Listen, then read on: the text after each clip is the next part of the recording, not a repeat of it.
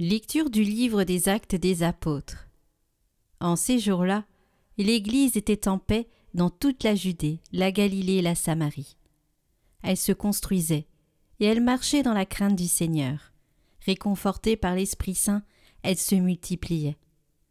Or, il arriva que Pierre, parcourant tout le pays, se rendit aussi chez les fidèles qui habitaient l'eau.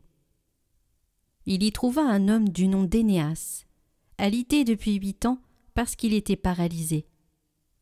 Pierre lui dit : « Énéas, Jésus-Christ te guérit, lève-toi et fais ton lit toi-même. » Et aussitôt il se leva. Alors tous les habitants de l'eau et de la plaine de Saron purent le voir, et ils se convertirent en se tournant vers le Seigneur. Il y avait aussi à Jaffa une femme disciple du Seigneur nommée Tabitha, ce qui se traduit Dorcas, c'est-à-dire gazelle. Elle était riche des bonnes œuvres et des aumônes qu'elle faisait. Or, il arriva en ces jours-là qu'elle tomba malade et qu'elle mourut. Après la toilette funèbre, on la déposa dans la chambre haute. Comme l'eau est près de Jaffa, les disciples, apprenant que Pierre s'y trouvait, lui envoyèrent 2 hommes avec cet appel : « Viens chez nous sans tarder. » Pierre se mit en route avec eux. À son arrivée, on le fit monter à la chambre haute. Toutes les veuves en larmes s'approchèrent de lui. Elles lui montraient les tuniques et les manteaux confectionnés par Dorcas, quand celle-ci était avec elle. Pierre mit tout le monde dehors.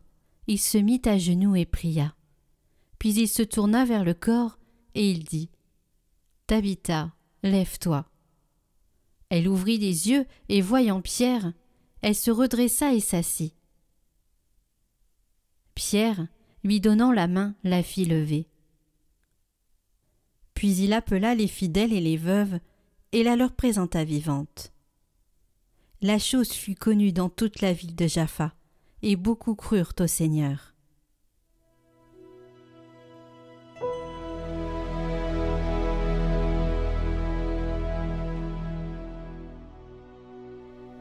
Comment rendrai-je au Seigneur tout le bien qu'il m'a fait ?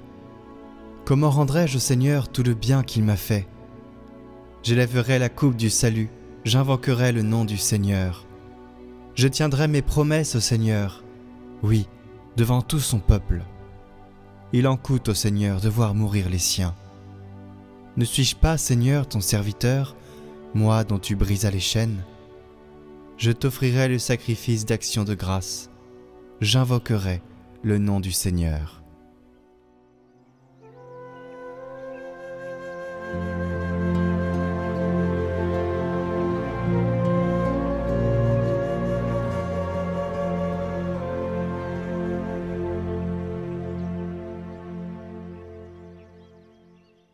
Évangile de Jésus-Christ selon saint Jean.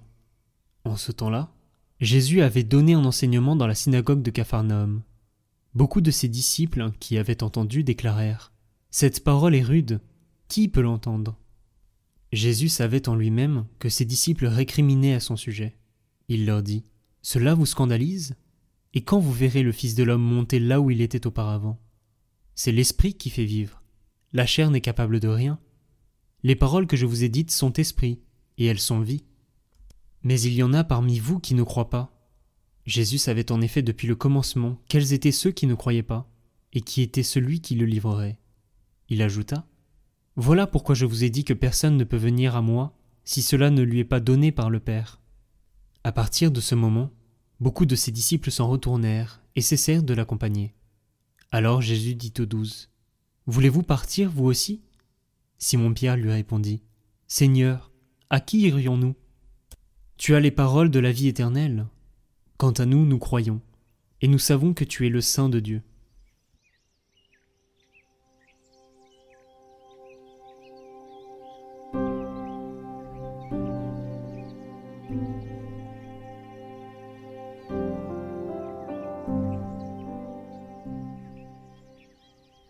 Les paroles de Jésus suscitent un grand scandale.